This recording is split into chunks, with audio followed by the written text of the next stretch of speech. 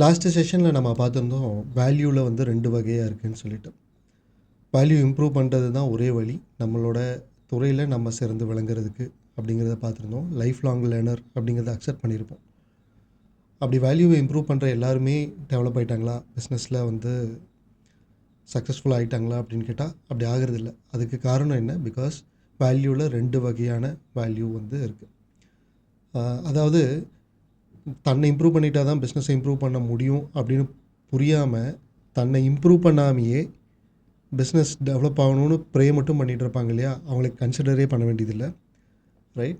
யார் வேல்யூவை இம்ப்ரூவ் பண்ணணும்னு நினைக்கிறாங்களோ அவங்க வந்து நிறையா புக்ஸ் படிப்பாங்க, நிறையா ப்ரோக்ராம்ஸ் அட்டன் பண்ணுவாங்க, நிறையா கோர்சஸ் அட்டன் பண்ணுவாங்க. அப்போ அட்டன் பண்ண கிளாரிட்டி இம்ப்ரூவ் ஆச்சா இல்லை கன்ஃபியூஷன் இம்ப்ரூவ் ஆச்சான்னு கேட்டால் கன்ஃபியூஷன் தான் அதிகமாக இம்ப்ரூவ் ஆகிருக்கும். நீங்கள் ஒத்துக்குவீங்கன்னு நான் நம்புகிறேன். ஏன்னா எது ரொம்ப முக்கியம்னு ஒருத்தர் சொல்கிறாரோ அதெல்லாம் முக்கியம் இல்லை, இன்னொன்று தான் முக்கியம்னு அவர் சொல்லுவார். இதெல்லாம் முக்கியம் இல்லை, இன்னொன்று தான் முக்கியம்னு அவர் இன்னொன்று சொல்லுவார். சக்ஸஸ்க்கு இது தான் ஃபார்முலான்னு ஒருத்தர் சொல்லுவார். சரி, அதை ஃபாலோ பண்ணலான்னு போகும்போது சக்ஸஸ்க்கு இதுதான் ஃபார்முலான்னு இன்னொருத்தர் சொல்லுவார். சக்ஸஸ்க்கு என்னதான் ஃபார்முலா அப்படின்னு சொல்லிட்டு பயங்கர கன்ஃபியூஷன் ஆகிறதுக்கு வாய்ப்புகள் இருக்குது.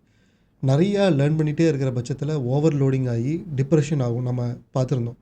டிப்ரெஷன் ஆகும்போது ஆக்ஷன் எடுக்காமல், ஏன்னா ஆக்ஷன் ஏன் எடுக்கல? பிகாஸ் கன்ஃபியூஷன் ஆகுது, எதில் ஆக்ஷன் எடுக்குதுன்னு தெரியல. அப்போது இந்த மாதிரி நம்ம ஆக்ஷனே எடுக்காத போது டிப்ரெஷன் ஆகுது. டிப்ரெஷன் ஆகும்போது என்ன ஆகுது? நம்ம லேர்ன் பண்ணுறதே வேஸ்ட்டு போல் இருக்குன்னு சொல்லிட்டு தூக்கி போட்டுட்டு லேர்ன் பண்ணாமல் இருக்கிறதே பெட்டர்னு சொல்லிட்டு முடிவெடுக்கிறதுக்கு வாய்ப்புகள் இருக்குது. ஃப்ரஸ்ட்ரேஷன். ஸோ இதை அவாய்ட் பண்ணுறதுக்கு நம்ம இதை பற்றின ஒரு புரிதல், நல்லா புரிதல் வந்து இருந்துச்சுன்னா நல்லாயிருக்கும். ஸோ இந்த வீடியோவில் what is the 2 different type of value improvement அப்படின்னு பார்க்கலாம். இந்த first category of value improvement. So இந்த வேல்யூ இம்ப்ரூவ்மெண்ட்டை நம்ம பார்க்குறதுக்கு முன்னாடி ஒரு சின்ன ஒரு ஸ்டோரி நான் ஒன்று சொல்கிறேன். ஓகே,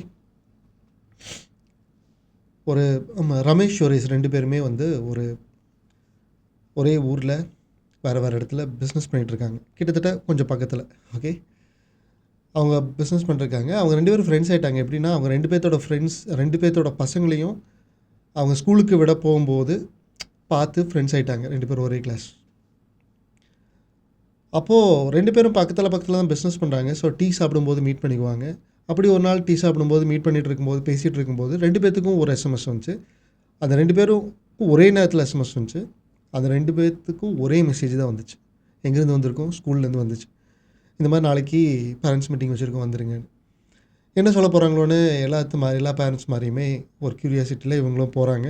அங்கே என்ன சொல்கிறாங்க? இந்த மாதிரி நீங்கள் ஃபீஸ் வந்து 50,000 கட்டுறீங்க வருஷத்துக்கு, அது எங்களுக்கு 10ல் 70,000 இன்க்ரீஸ் பண்ணிட்டோம், டாட்டா பை பை முடிஞ்சிருச்சுன்ட்டாங்க மீட்டிங்.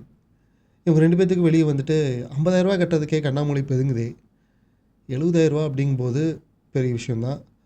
அப்போது நாம் நேற்று மாதிரி இன்றைக்கி இருந்தால் இன்றைக்கி மாதிரி தான் நாளைக்கு இருக்கும். கரெக்டு தானே? அப்போ நாளைக்கு பெட்டராக இருக்கணும்னா இன்றைக்கி நம்ம பண்ணுற ஃபார்முலாவில் ஏதாச்சும் இம்ப்ரூவ்மெண்ட்ஸ் பண்ணணும், சேஞ்சஸ் பண்ணணும், நாளைக்கு தகுந்த மாதிரி உண்டான ஃபார்முலாவாக மாற்றணும். ஸோ அப்போது ஸ்ட்ராட்டஜி ஏதாச்சும் நம்ம டிசைன் பண்ணணும் அப்படின்னு டிசைட் பண்ணுறாங்க.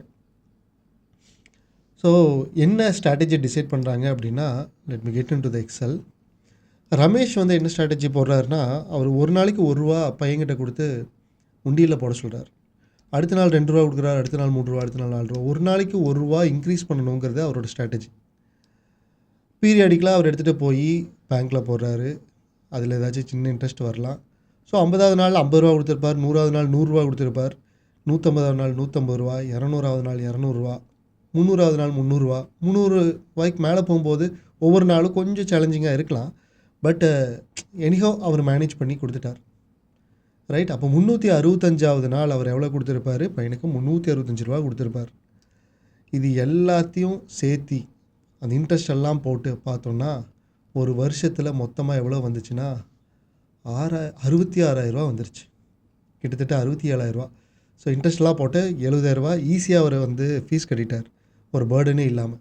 இது வந்து ஒரு நல்ல ஸ்ட்ராட்டஜி இல்லையா? Good strategy. ஆனால் குட்டுங்கிறது எப்பவுமே குட்டு கிடையாது. என்ன சார் சொல்கிறீங்க அப்படின்னு கேட்டால், குட் அப்படிங்கிறது பேடோட கம்பேர் பண்ணும்போது குட்டு, ஆனால் எக்ஸலன்ஸ் கூட கம்பேர் பண்ணும்போது குட்டுங்கிற வேர்டே பேடு தானே. ஸோ யாருமே வேல்யூவை இம்ப்ரூவ் பண்ணாமல் இருக்கும்போது வேல்யூ ஆடிங் பண்ணுறது குட்டு தான். ஆனால் குட்டை விட இன்னொன்று இருக்குது, எக்ஸலண்ட்டுன்னு ஒன்று இருக்குது. ஸோ இப்போ இந்த கான்செப்ட்டுக்கு பேர் வேல்யூ ஆடிங். ஸோ இவர் வந்து ஒவ்வொரு நாளும் வேல்யூ ஆட் பண்ணுறார். நம்ம ஒவ்வொரு ப்ரோக்ராமும் அட்டன் பண்ணுறோம், ஏதாச்சும் ஒரு ஃபோரமில் ஜாயின் பண்ணுறோம், அங்கே ஏதாச்சும் ப்ரோக்ராம் வைக்கிறாங்க, ஒவ்வொரு இடத்துக்கு போய் நம்ம ஏதாச்சும் லேர்ன் பண்ணிக்கிறோம் அப்படின்னா அது வேல்யூ ஆட் ஆகும். ஆனால் மிஸ்டர் சுரேஷ் வந்து அவர் என்ன பண்ணுறாரு, ஒரு ஸ்ட்ராட்டஜி டிசைன் பண்ணுறாரு. என்ன ஸ்ட்ராட்டஜினா, அவர் ஒரு வாரம் ஃபுல்லாக ஒர்க் பண்ணுறாரு. ஆனால் ஒரே ஒரு ரூபா மட்டும் ஒரு வாரத்தில் ஒரு சேலரியாக எடுக்கணும்னு நினைக்கிறார். ஒரு ரூபானா 1,00,000 இல்லை, ஒரு 1000 ரூபா இல்லை, ஒரே ஒரு ரூபா. ஒரு ரூபாவில் எப்படி சார் குடும்பம் நடத்த முடியும்னு கேட்டிங்கன்னா, அவர் ஆல்ரெடி ஏதோ சேர்த்து வச்சுருக்கிறத எடுத்து யூஸ் பண்ணியிருக்கலாம், அல்லது எங்கேயாவது கடன் வாங்கி யூஸ் பண்ணுறாரு, அது அவரோட பிரச்சனை. ஆனால் அவர் வந்து ஒரு ரூபா மட்டும்தான் சேலரி எடுத்துக்கிட்டார். அடுத்த நாள் என்ன பண்ணுறார், அடுத்த வாரம் ஒரு வாரம் ஃபுல்லாக ஒர்க் பண்ணுறார். சரி சார், இந்த ஒரு வாரம் ஃபுல்லாக வந்திருக்கும் இல்லையா ஒரு அமௌண்ட், அதுக்கு அந்த அமௌண்ட் என்ன பண்ணுறாருன்னு கேட்டால், அதை அவர் சேர்த்து வைக்கல, அவர் ரீஇன்வெஸ்ட்மெண்ட் பண்ணுறார். அவர் நாலேஜில் இன்வெஸ்ட் பண்ணுறாரு, அவருக்கு பிஸ்னஸில் ஏதாச்சும் டூல்ஸு மற்றதெல்லாம் வந்து இன்வெஸ்ட் பண்ணுறாரு. அடுத்த வாரம் என்ன பண்ணுறாரு, போன வாரத்தை விட டபுளாக எடுக்கிறார். இன்டூ 2. சார் டபுள்னு சொல்கிறதுக்கு நல்லதாக இருக்குது. நாங்கள் ஈக்குவல் டு இந்த இது இன்டூ 2 அப்படின்னு போட்டோம்னா டபுளாக ஆயிடுச்சு. டபுள்னு சொல்கிறதுக்கு நல்லா தான் இருக்குது, ஆனால் 2 ரூபா தானே சார் வந்துச்சு அப்படின்னு கேட்டால், ஆமாம், திரும்பவும் அவர் என்ன பண்ணுறாரு, அது எல்லாத்தையும் எடுத்துகிட்டு போய் ரீஇன்வெஸ்ட் பண்ணி அவரோட நாலேஜ்லையும் பிஸ்னஸோட டூல்ஸ்லையும் அவர் இன்வெஸ்ட் பண்ணுறார். அடுத்த வாரம் திரும்ப அதே பண்ணுறார், 4 ரூபா டபுளாக எடுத்துக்கிறார். அடுத்த வாரம் 8 ரூபாயை எடுக்கிறார். அப்படி பார்த்தா ஒரு மாதம் ஃபுல்லாக ஆகிடுச்சு, மொத்தமாக 15 ரூபா தான் வந்திருக்கு. ஒரு டீ பண்ணுக்கு கூட அது ஆகாது. ஸோ இந்த கான்செப்டுக்கு பேர் காம்பவுண்டிங், வேல்யூ காம்பவுண்டிங். இது வேல்யூ ஆடிங், இது வேல்யூ காம்பவுண்டிங். வேல்யூ காம்பவுண்டிங் பண்ணும்போது என்ன ப்ராப்ளம், வேல்யூ காம்பவுண்டிங் வந்து வாரன் பஃபெட் என்ன சொல்கிறாங்க, 8th ஒண்டர், 8வது இந்த உலகத்தோட 8வது அதிசயம் வந்து காம்பவுண்டிங் கான்செப்ட் அப்படின்னு சொல்கிறார். காம்பவுண்டிங் பிரின்சிபல்னு சொல்லி, காம்பவுண்டிங் எஃபெக்ட்னு சொல்லி புக்கு இருக்குது, அது நீங்கள் படிக்கலாம். காம்பவுண்டிங் எஃபெக்ட் பற்றி நிறையா சர்ச் பண்ணலாம். ஈவன் மியூச்சுவல் ஃபண்டில் கூட காம்பவுண்டிங் பற்றி ரொம்ப டீப்பாக சொல்லுவாங்க, ரைட்? ஸோ காம்பவுண்டிங் எஃபெக்ட் அப்படிங்கிறது ரொம்ப பெரிய க்ரோத் கொடுக்கும். ஆனால் இங்கே பார்த்தா பெரிய க்ரோத் மாதிரி தெரியலையே சார், இது கூட கொஞ்சம் பரவாயில்லையா இருக்குது, இது என்ன சார் இது சரியா இல்லையே. இப்போது கிட்டத்தட்ட 30 நாள் ஆகிடுச்சு. அப்போது 30 நாளைக்கு இங்கே போய் பார்த்துருந்தோன்னா எவ்வளோ ஆயிருக்கும், 30 நாளைக்கு கிட்டத்தட்ட ஒரு 400-500 ரூபாய்க்கு பக்கம் ஆகிருக்கு. 500 ரூபாய்க்கு பக்கம்னாச்சும் ஆயிருக்கு. ஆனால் இதில் பார்த்தோன்னா வெறும் 15 ரூபா தான் இருக்குது. ஆனால் சுரேஷுக்கு இந்த காம்பவுண்டிங் எஃபெக்டில் மற்றவங்களுக்கு தெரிஞ்சதை விட மேஜரான ஒரே ஒரு கீ பாயிண்ட் வந்து தெரிஞ்சிருக்கு. கீ அப்படின்னா என்ன, இந்த key point is very very important. இந்த கீ பாயிண்ட் தெரியாதனால தான் பெரும்பாலான மக்கள் அந்த காம்பவுண்டிங் எஃபெக்டை இன்க்ளூட் பண்ணுறதில்ல, பெருசாக கன்சிடர் பண்ணுறதில்ல. The key is tipping point. Tipping point is the key. அதாவது காம்பவுண்டிங் எஃபெக்டில் ஒரு இடத்துல டிப்பிங் பாயிண்ட் வரும். அந்த டிப்பிங் பாயிண்ட்டு கிராஸ் ஆகும்போது வளர்ச்சி கண்ணா பின்னான்னு இருக்கும். அந்த மிஸ்டர் சுரேஷுக்கு இந்த டிப்பிங் பாயிண்ட்டை பற்றி தெரிஞ்சிருக்கு, அதனால தான் காம்பவுண்டிங் எஃபெக்ட்டுக்குள்ளே வந்திருக்கார். அவர் என்ன பண்ணுறார், அதே மாதிரி அதே ஃப்ளோவில் அவர் போயிட்டே இருக்கார். கிட்டத்தட்ட 10 மாதம் ஆகிடுச்சு. ஓகே, 10 மாதம் முடிஞ்சிருச்சு. 10 மாதம் முடிஞ்சதுக்கப்புறம் 512 ரூபா தான் ஒரு வாரத்துக்கு எடுத்திருக்காரு. மொத்தமாக பார்த்தோன்னா 1000 ரூபா தான் வந்திருக்கு. 10 வாரம் அப்படின்னு கழிச்சும் கூட. அப்போது 12 வாரம் கழிச்சு பார்த்தோன்னா 5000 ரூபா அந்த ரேஞ்சுக்குள்ளே தான் இருக்குது. 5000 ரூபா கூட வரல, 4000 ரூபா தான் வந்திருக்கு. அப்படின்னு என்ன, 3 மாதம் ஆகிடுச்சு. ஸ்டில் அவர் மாதம் 4000 ரூபா தான் அவர் எடுக்க முடிஞ்சுது. மிச்சம் எல்லாத்தையுமே அவர் வந்து திரும்ப இன்வெஸ்ட் பண்ணுறார், லேர்ன் பண்ணுறார், டூல்ஸாக என்கேஜ் பண்ணுறார். டிப்பிங் பாயிண்ட் எந்த இடத்துல வருதுன்னா, அவருக்கு தெரியும் 18வது வாரம் வரும். 18வது வாரம் 3, 2, 1 பூம். Can you see? 2000, 4000 வச்சு 8000 வச்சு 16, 32, 65, 1,30,31,000 ரூபா. இந்த இடத்துக்கு டிப்பிங் பாயிண்ட் வருது. டிப்பிங் பாயிண்ட்டை தாண்டும் போது ஒவ்வொரு வாரமும் டபுள் ஆகும்போது கேன் யூ இமேஜின் 5 லட்ச ரூபா ஒரு வாரத்துக்கு எடுக்க முடியும். இதெல்லாம் சாத்தியமா சார் அப்படின்னு கேட்டால், 1 ரூபா எடுக்கும்போது நீங்கள் அக்செப்ட் பண்ணிட்டீங்கன்னா 5 லட்ச ரூபா ஒரு வாரத்துக்கு எடுக்கிறது கரெக்டு தானே? அவர் வந்து காம்பவுண்டிங் எஃபெக்ட் யூஸ் பண்ணார். இது வந்து ப்ராக்டிக்கலி எப்படி பாசிபிள், அவர் என்ன பண்ணியிருப்பார், இதெல்லாம் யோசிக்கிறத விட்டுட்டு காம்பவுண்டிங் எஃபெக்டை பற்றி மட்டும் நம்ம யோசிக்கலாம். நம்ம இன்னும் வந்து 20வது வாரத்தில் தான் இருக்கும். ஆனால் ஒரு வருஷத்தில் எவ்வளோ வாரங்கள் இருக்குன்னா 52 வாரங்கள் இருக்குது. அப்போ 52 வாரங்களை அவர் வந்து இதே மாதிரி யூஸ் பண்ணியிருந்தாருன்னா அவர் ஏர்ன் பண்ணுற விஷயம் இவ்வளோவா இருக்கும். அவரோட டோட்டல் அமௌண்ட் வந்து இவ்வளோவா இருக்கும். 1 10 100,000 10,000 lakh 10 lakh crore 10 crore 100 crore 1000 crore 10,000 crore 100,000 crore, 1,000 crore, 10,000 crore, 1,00,000 crore, 1,00,000 crore, 4,00,000 crore something, right? அப்படி பார்த்தோம்னா இந்த உலகத்தில் இருக்கிற அத்தனை பேர்த்துக்குமே அவர் ஃபீஸ் கட்டியிருக்க முடியும் ஒரு வருஷத்துக்கு உண்டான fees. So can you see the power of compounding? So இந்த பவர் ஆஃப் காம்பவுண்டிங் வந்து நம்ம பிஸ்னஸ் மேன் வந்து எப்படி யூஸ் பண்ணுறாங்கன்னு நம்ம பார்ப்போம். மொத்தம் 3 கேட்டகரி அல்லது 4 கேட்டகரி ஆஃப் பிஸ்னஸ் மேனை நம்ம பிரிச்சுக்கலாம். 4 category of business people. First category of business person வந்து self employee working for salary. அவர் எப்போ பார்த்தாலும் ஒரே ஒரு இது தான் வந்துகிட்டே இருக்கும் இல்லையா, ஒரே சேலரி வந்து வாங்கிட்டே இருக்கார். செல்ஃப் எம்ப்ளாயி ஒரே மாதிரியே இருக்கார். என்டர்ப்ரனர் பேயிங் சேஃப் கேம், ரொம்ப கேர்ஃபுல்லாக வந்து அவர் வந்து கொண்டு போகிறார். அவர் தான் வந்து வேல்யூ ஆடிங். பொதுவாக நிறையா என்டர்ப்ரனர்ஸ் இந்த மாதிரி தான் கொஞ்சம் கொஞ்சமாக வேல்யூ ஆட் பண்ணி இந்த மாதிரி கொண்டு போயிட்டுருப்பாங்க. ஓகே, இவங்க வந்து அக்ரெசிவாக மூவ் பண்ணுறவர். அக்ரெசிவாக மூவ் பண்ணுறவர் என்ன பண்ணுறாரு, 1, 2, 5 திருப்பி 10 அவரோட வேல்யூவை வந்து ஸ்பீடாக க்ரோ பண்ணுறார். கொஞ்ச நாள் கழித்து பயங்கரமாக ரெஸ்ட் எடுக்கிறார். 12 திருப்பியும் கொஞ்சம் மூவ் பண்ணுறார். திருப்பியும் பயங்கரமாக கீழே போகிறார். திருப்பியும் அவர் வந்து முன்னாடி போகிறார். அப்புறம் திருப்பியும் பயங்கரமாக அக்ரெசிவாக போகிறார். அதுக்கப்புறம் அக்ரெசிவாக போகிறார். திருப்பியும் டோட்டலாக நெகட்டிவ் ஆகுது. திருப்பியும் டோட்டலாக அவர் வந்து கீழே போகிறார்.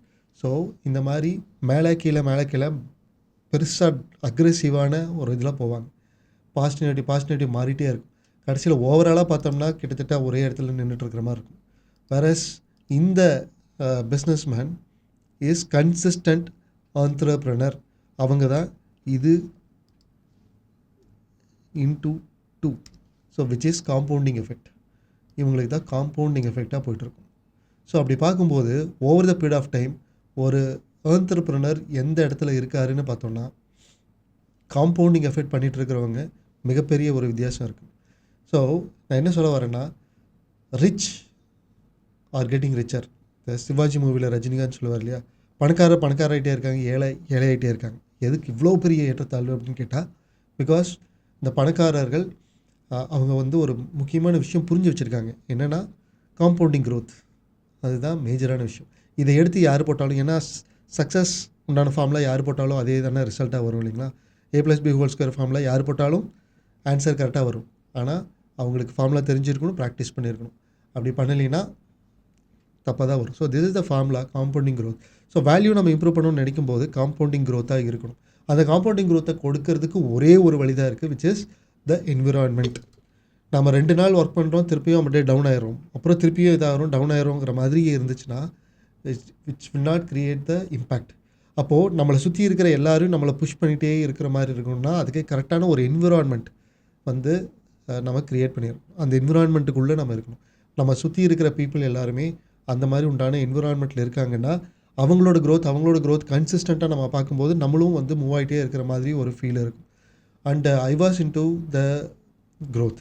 அந்த க்ரோத் இருக்கிறதுக்கு மிக முக்கியமான காரணம், நான் வந்து என்னோட மென்டார் மிஸ்டர் சித்தார்த் ராஜ்சேகர் வந்து குவாண்டம் மெம்பர்ஷிப் அப்படின்னு ஒரு இன்ட்ரடியூஸ் பண்ணாங்க.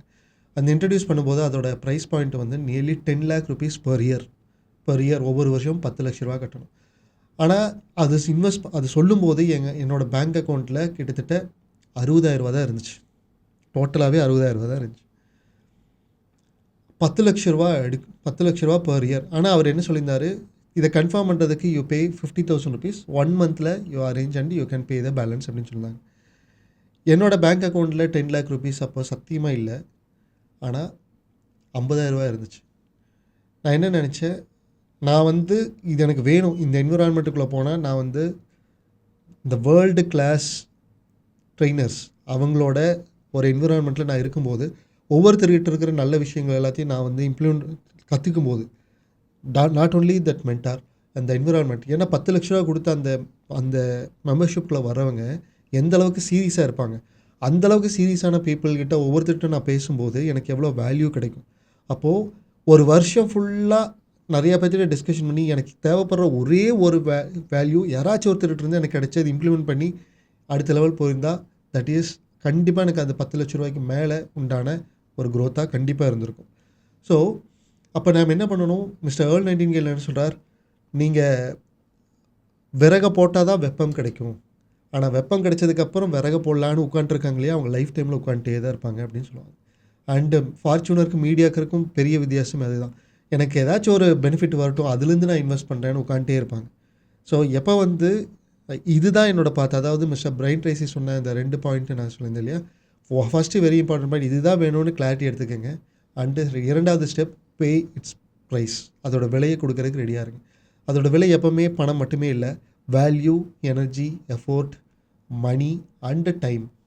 இந்த 5 விஷயங்களும் நம்ம அதில் இன்வெஸ்ட் பண்ணுறது தான் விலை. அதோட விலையை கொடுக்கறதுக்கு உண்டான இது. அப்போ நான் என்ன பண்ணேன்னா ₹50,000 நான் பே பண்ணிட்டேன். ஒன் மந்த் இருக்கு இல்லையா, எப்படியாச்சும் பார்க்கலான்னு சொல்லிட்டு. ஆனால் யூ டோன்ட் பிலீவ் மீ, எனக்கு எங்கேருந்து பணம் வந்துச்சுன்னு தெரியாது. எனக்கு வந்து லோன் எலிஜிபிலிட்டி அந்த டைமில் இல்லை. பட் ஏதோ ஒரு இடத்துல லோன் எலிஜிபிலிட்டி எனக்கு கிடச்சிது. ஏதோ ஃபேஸ்புக்கில் ஆட் எங்கேயோ பார்க்கும்போது ஏதோ ஒரு இதில் கிடச்சிது. சும்மா அப்ளை பண்ணேன், எனக்கு அது கிடச்சிது. அது கிடைக்கும்போது எனக்கு இன்ட்ரெஸ்ட் அதிகமாக தான் இருந்துச்சு கம்பேரிட்டிவ்லி. பட் எனக்கு தெரியும் இன்ட்ரெஸ்ட் அதிகமாக இருந்தாலும் பரவாயில்ல, இப்போ எனக்கு இது வேணும்னு சொல்லிட்டு நான் ரொம்ப ஸ்ட்ராங்காக இருந்தேன். நம்ம 20% ஆஃப் ஸ்டெப் எடுத்து வைக்கும்போது இந்த யூனிவர்ஸ் வந்து 80% ஆஃப் ஸ்டெப் நம்மளை நம்ம நோக்கி எடுத்து வைக்கணும்னு சொல்லுவாங்க. ஸோ நான் எடுத்து வைக்கும்போது எனக்கு எங்கெங்கே இருந்தோ எனக்கு அந்த பணம் வந்துச்சு. தென் ஐ இன்வெஸ்ட். நான் வந்து ஒரு நாள் வந்து டைமண்ட் மெம்பர்ஷிப் வந்து லான்ச் பண்ணேன். டைமண்ட் மெம்பர்ஷிப் லான்ச் பண்ணும்போது எனக்கு என்னோட மேஜர் பவரில் என்னோட இந்த இந்த சொசைட்டியில் இருக்கிற மேஜரான ஒரு ப்ராப்ளம்க்கு உண்டான சொல்யூஷன் என்னால் அந்த இடத்துல கொடுக்க முடிகிற மாதிரி ஆச்சு. பட் நான் அந்த என்விரான்மெண்ட்டுக்குள்ளே நான் போகலை அப்படின்னா நான் வந்து டைமண்ட் மெம்பர்ஷிப் லான்ச்சே பண்ணியிருக்க மாட்டேன். என்னோட அந்த என்விரான்மெண்ட் மட்டும்தான் எனக்கு வந்து அது வந்து புஷ் பண்ணி அடுத்த லெவலுக்கு கொண்டு வந்துச்சு. இன்னொன்று மிஸ்டர் இவர் ஹிமான்ஷு அகர்வால்னு சொல்லி இன்னொரு மென்டார். அவர் வந்து பிஸ்னஸ் பீப்புளுக்கு வந்து எப்படி வந்து ஃபார்ச்சூன் க்ரியேட் பண்ணணுங்கிறதுக்கு உண்டான மைண்ட் செட் அவர்கிட்ட பயங்கரமான ஒரு மைண்ட் செட். ஸோ நான் அவர்கிட்ட சேரும்போது அவரோட ஏஜ் வாஸ் 22, 22 வயசு 23 வயசு ஆயிருந்தது அவரோட age. So he was my mentor. Right no அவர் அந்த இது பண்ணலை. பட் அவர்கிட்ட நான் வந்து அவரோட மெம்பர்ஷிப் நான் எடுக்கும்போது he charge 40 lakh rupees plus GST per year. 40 லட்ச ரூபா ப்ளஸ் ஜிஎஸ்டி per year அவர் வந்து இது பண்ணியிருந்தார். I was into his master mind. அவரோட மாஸ்டர் மைண்ட்லேயும் நான் ஜாயின் பண்ணியிருந்தேன். So per year 50 lakhs plus GST நான் பே பண்ணது எனக்கு பெரிய மணியாக நான் இன்வெஸ்ட் பண்ணுற ஒரு மேட்னஸ் மாதிரி என்னை சுற்றி இருக்கிற எல்லோரும் பார்த்தாங்க. பட் அதை நான் வந்து லேர்ன் பண்ணி இம்ப்ளிமெண்ட் பண்ணி அதை ரிசல்ட்டாக நான் எடுக்கும்போது மற்ற எல்லாருமே அது ஒரு புத்திசாலித்தனம்னு ஒத்துக்கிட்டாங்க. ஸோ நம்ம மேலே இன்வெஸ்ட் பண்ணுறது மிஸ்டர் வாரன் பஃபெட் தான் என்ன பண்ணுவார்னா, அவர் தானே பெரிய இன்வெஸ்டர். அவர்கிட்ட பத்திரிகையாளர் போய் கேட்டாங்க, இந்த மாதிரி நீங்கள் ஒரு பெரிய இன்வெஸ்டர், பல மல்டி மில்லியன் நீங்கள் வந்து பில்லியனியராக இருக்கீங்க, அதுக்கு வந்து பெரிய இன்வெஸ்ட்மெண்ட் பண்ணியிருக்கீங்க, நான் இன்வெஸ்ட் பண்ணணும்னு நினைக்கிறேன், can you suggest me one area, எந்த இடத்துல நான் இன்வெஸ்ட் பண்ணால் எனக்கு பல மடங்கு ரிசல்ட்டாக வரும்னு எனக்கு ஒன்று சஜஸ்ட் பண்ண முடியுமா அப்படின்னு கேட்டார். அப்போ அவர் என்ன சொன்னார்னா, ஒரே ஒரு விஷயம், உங்கள் மேலே இன்வெஸ்ட் பண்ணுங்கள். ரைட், உங்கள் மேலே இன்வெஸ்ட் பண்ணுற இன்வெஸ்ட்மெண்ட் தான் லேர்னிங், வேல்யூ இம்ப்ரூவ்மெண்ட். இதுதான் மேஜரான ஒரு விஷயம். நம்ம மேலே இன்வெஸ்ட் பண்ணுற இது வந்து பல மடங்காக நமக்கு கிடைக்கும். அண்டு சக்ஸஸ்க்கு ஃபார்முலா ஒரே ஒரு ஃபார்முலா தான் இருக்குது. Please note it down. This is the only one formula. எல்லோரும் எக்கச்சக்கமான ஃபார்முலா கொடுப்பாங்க இல்லையா, don't believe that this is the only one formula. நம்மளோட சின்ன வயசுலேருந்து எஜுகேஷனில் சொல்லிக் கொடுத்த ஒரே விஷயம் என்னென்னா, லேர்ன் டு ஏர்ன், சம்பாதிக்க கற்றுக்கொள் அப்படிங்கிறது தான் பல விதத்தில் இது பண்ணி தருவாங்க. நல்லா படித்தா தான் நல்ல வேலை கிடைக்கும், நல்ல சம்பளம் கிடைக்கும். அது மொத்தத்தில் எல்லாம் என்ன சொல்கிறாங்க, நல்லா படித்தா தான் நல்ல வேலை கிடைச்சா தான் நல்ல சம்பளம். ஸோ லேர்ன் டு ஏர்ன் பண்ணுறதுக்கு லேர்ன் பண்ணு அப்படின்றத கற்றுக் கொடுக்குறாங்க. But the real success, fortune மாற்றுறதுக்கு உண்டான real formula is the reverse. என்ன ரிவர்ஸ்? Earn to learn. அதாவது நான் கற்றுக்கிறதுக்கு எனக்கு பணம் வேணும், கற்றுக்கிறதுக்கு எனக்கு சூழ்நிலை வேணும், அதுக்காக நான் ஏர்ன் பண்ணுறேன். லேர்ன் பண்ணுறதுக்காகவே நான் ஏர்ன் பண்ணுறேன்னு எப்போ ஒருத்தர் இதை வந்து சிலர் வந்து ஒத்துக்கலாம், சிலர் ஒத்துக்காமல் போகலாம். ஆனால் ஒத்துக்காமல் போகிறாங்க இல்லையா, அவங்க கொஞ்ச நாள் கழித்து ஆமாம்ல இதுதான் அப்படின்னு ஒத்துக்கிறதுக்கு கண்டிப்பாக ஒத்துக்கிட்டு தான் ஆவாங்க. அதுக்குன்னு ஒரு டைம் இருக்கும் இல்லையா, அந்த time is waste of time. Right? அப்போது நீங்கள் எந்த விஷயத்தை என்கிட்ட இருந்து எடுத்துக்கிறீங்களோ இல்லையோ, இந்த ஒரே ஒரு விஷயத்தை எடுத்துக்கிட்டிங்கன்னா, I can give you the guarantee that உங்களோட லைஃப் பல மடங்காக மாறுறத உங்களால் கண்கூடா பார்க்க முடியும். அது ரொம்ப short span of time. And சக்ஸஸ்ஃபுல்லான பீப்புள் எல்லாருமே பண்ணுற ஒரே விஷயம் இதுதான். அவங்க லேர்ன் பண்ணுறதுக்கு அவங்க யோசிக்கிறதில்ல. அப்படி அப்படி லேர்ன் பண்ணுறதுக்கு ஒவ்வொரு ஸ்டெப்பாக நம்ம போகும்போது, ஃபஸ்ட்டு பாயிண்ட், நான் என் துறையில் மார்க்கெட் லீடராக இருக்கணும்னா அதுக்கு ஒரே ஒரு வழி தான் இருக்குது. நான் வந்து என்னோடய துறையில் நம்பர் 1 ஸ்டூடெண்ட்டாக இருக்கிறது தான். ஸோ நான் ஏன் 40 + ஜிஎஸ்டி பே பண்ணி அந்த மாஸ்டர் மைண்ட் எடுத்தேன். Because I want to be the number 1 student. என்னோட அளவுக்கு என்னோடய துறையில் லேர்ன் பண்ணாதவங்க இருக்கக்கூடாதுங்கிற அளவுக்கு நான் லேர்ன் பண்ணேன்னா ஆட்டோமேட்டிக்காக வரும் தானே. So lead measure, lag measure பார்த்துருந்தோம். ரிசல்ட்டு ஆட்டோமேட்டிக்காக வருது. அது லேக் மெஷர். நாம் வேல்யூவை இம்ப்ரூவ் பண்ணுறது இஸ் த லீட் மெஷர். நம்ம அதில் தான் ஃபோக்கஸ் பண்ணணும். இதை யார் ரொம்ப ஸ்ட்ராங்காக புரிஞ்சுக்கிறாங்களோ அவங்களுக்கு வாழ்க்கை உடனே ஒரு யூ-டர்ன் எடுக்கும். நெகட்டிவ்லேருந்து பாசிட்டிவ்க்கு. சிலருக்கு மேபி கொஞ்சம் டைம் ஆகலாம். ஆனால் கண்டிப்பாக க்ரோத் பேட்டர்னுக்கு மாறும். நீங்கள் இதை அக்செப்ட் பண்ணிட்டீங்களா? அண்ட் உங்களோட கருத்துக்கள் என்னங்கிறத கமெண்ட் பாக்ஸில் போடுங்க. நான் அதை பார்க்குறதுக்கு ரொம்ப ஆவலோட வெயிட் பண்ணிட்டுருக்கேன்.